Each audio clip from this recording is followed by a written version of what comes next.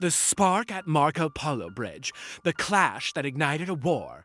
It was the night of July 7th, 1937.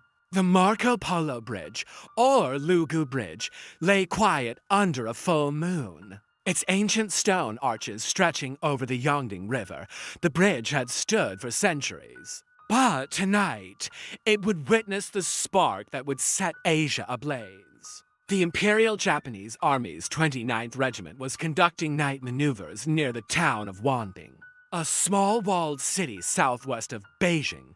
Machine guns rattled in the distance, just a drill, they said. But as the echoes faded, a single gunshot tore through the night. A Japanese soldier was missing. Panic spread through the ranks.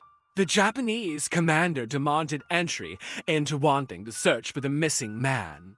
The Chinese garrison, under General Song Jae-yuan, refused. They saw it for what it was, provocation. Tension thickened in the humid air.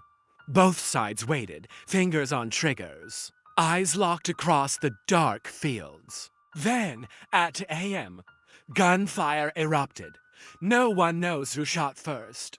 Some say a nervous sentry. Others say deliberate design. But in seconds, the night exploded with rifle fire and mortar shells. Chinese troops of the 219th Regiment fired from the walls of Wanting, defending their ground fiercely. The Japanese forces counterattacked, storming the railways and the bridge itself, their bayonets glinting in the moonlight. The battle raged until dawn. Houses burned. The ancient stones of the Marco Polo Bridge shook under artillery blasts at sunrise. Smoke blanketed the horizon. Beijing was only 15 kilometers away.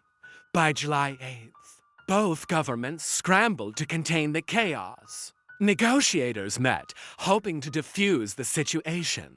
A fragile ceasefire was declared, but the guns never truly went silent.